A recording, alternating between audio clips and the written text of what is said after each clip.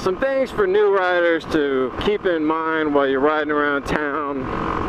I commute on this bike at least 5 days a week, and I try and take it out at least once on the weekend if I can as well, you know, if I'm not busy or whatever.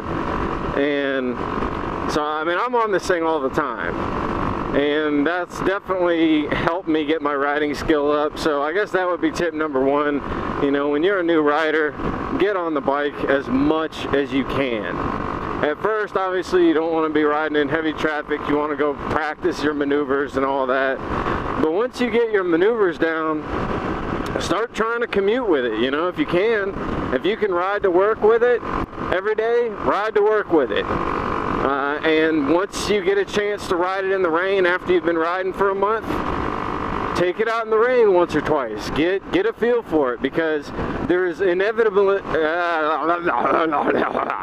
there will inevitably be that day that it looks like it probably won't rain, and then you're out for a couple hours, and then it just all of a sudden starts downpouring on you. Like clouds come out of nowhere, you know, monsoon all over the place.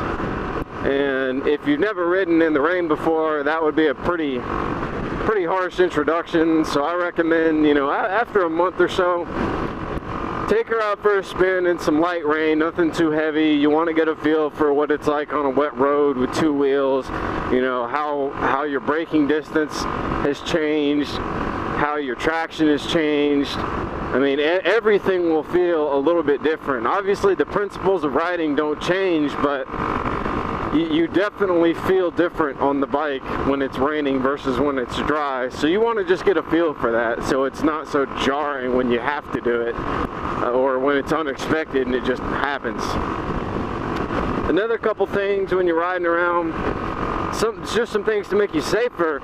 Make sure you give a good lead to the car in front of you, because our brakes are not as good in most cases as the car that you're riding behind. So if they're being stupid and they slam on their brakes, you know, you can certainly do some engine braking and slam on your brakes, but if you lock up that rear tire and you start sliding, you know, you're probably going to run right into the back of them, and that wouldn't be fun for anybody. So try and see if you can keep a little distance between you and the guy in front of you, more than you normally would in a car. Obviously, you should be doing that in the car as well if you really want to be safe, but you know, I know most people don't. They like to tailgate people, especially here in the northern ATL. That just seems to be commonplace. But regardless, you want to make sure that you give as much room as you can without pissing off the traffic behind you. Obviously, there is a happy medium there. If you're too far behind, the people behind you are just going to whip around you and try and cut you off, which really is also dangerous. So you want to find that kind of middle spot, you know. At least be 2.5, 3 car lengths behind. That way you can have a better chance at stopping. Don't just ride their ass. And the faster you go, the more that is applicable. So, you know, if you're going real slow, it may be okay to be 1.5 car lengths behind. You know, if you're going like 20 miles an hour or 25 miles an hour through a slow area. But as soon as you start hitting 35, 40, 50 miles an hour, you want to make sure that you are definitely giving a decent lead so that you have enough stopping time in case something does go down. And some other general things that I like to do. I do not like to ride in people's blind spots. Obviously, you can't always help that. That's just the way the road works.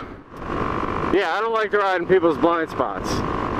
So, a couple things you want to do is, if you are coming up on somebody's blind spot and there's a car right in front of you and you don't have enough room to get out of that person on your right or your left's blind spot, I try not to just, you know, stay in that pocket, you know, like I'll hang back for a second until the guy in front of me moves enough so I can just jump through the blind spot and not have to be stuck in it, you know, because I've had people cut into my lane all the time where, you know, they'll literally cut into my lane with 2 feet in front of my front tire or a foot in front of my front tire.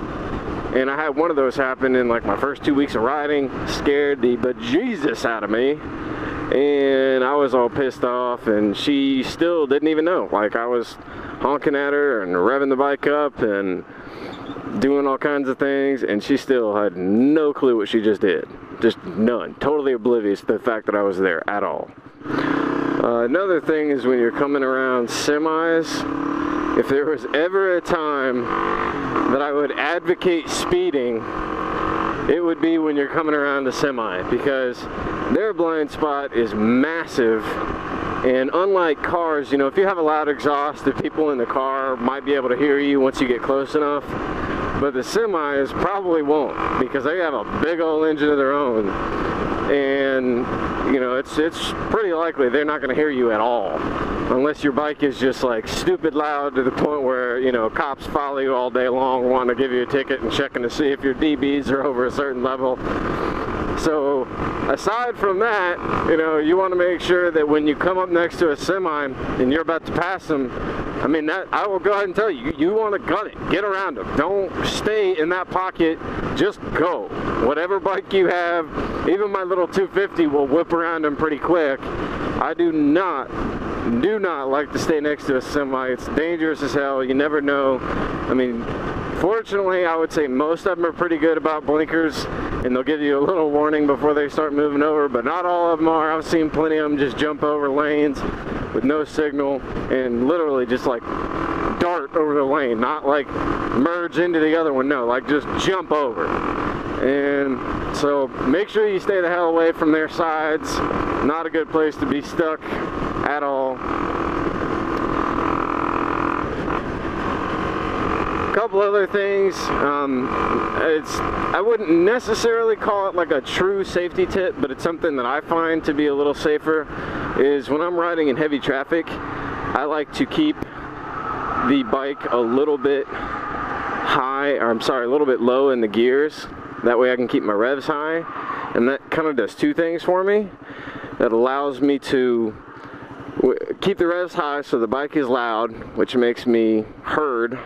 So even if people don't see me, hopefully they can hear me a little bit and they know to look if they're not already doing so, which they should be doing, but we all know how cagers are out there, don't we?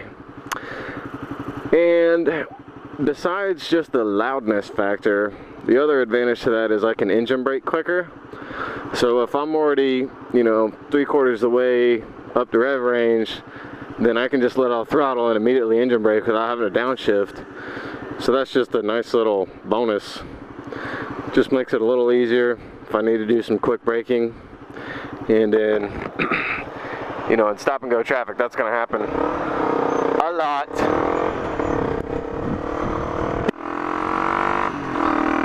Well, I'm getting on the highway, so you're about to lose me. Y'all have a good day. And for all of you people out there that says CVR 250 or Ninja 250 cannot handle the highway, BS! I'm handling it!